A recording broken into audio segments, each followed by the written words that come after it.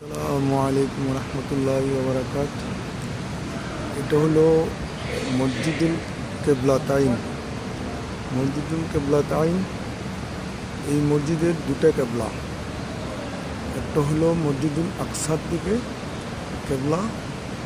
এই যে এখন আমি যেদিকে ধরে ভিডিওটা, যে কেবলা দিকে ধরে ভিডিওটা হচ্ছে, এটা হলো মসজিদুল আকসার দিকের কেবলা।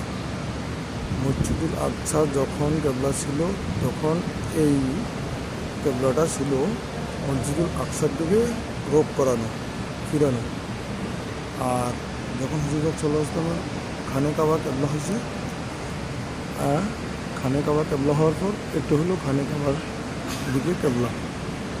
এই যে এটা এখন খানে কাবা কেবলা হওয়ার পর এটা কেবলা, একই মসজিদের দুটা কেবলা। এটার কারণ হলো, যখন নামাজ পড়তেছিলেন ইমাম এবং মুসল্লি ওই সময় তখন নামাজ অবস্থায় খানে কাবা মসজিদুল আকসা থেকে পাল্টে খানে কাবা কেবলা আল্লাহর তরফ থেকে ঘোষণা হওয়ার পর, তখন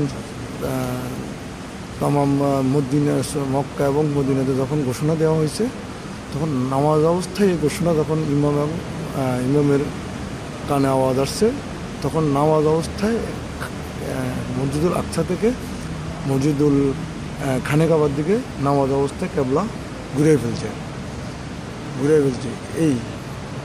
এই জন্য 4 রাকাত আসর নামাজ পড়া অবস্থায় 2 রাকাত এদিকে পড়ছে মসজিদুল আকসার দিকে ফিরে, বাকি 2 রাকাত নামাজ অবস্থায় খানে কাবার দিকে ফিরে পড়ছে। এটা হলো সেই মসজিদ। এই মসজিদের নাম হলো মসজিদুল কেবলাতাইন। এই সেই মসজিদ। ওকে, আসসালামু আলাইকুম রহমতুল্লাহ।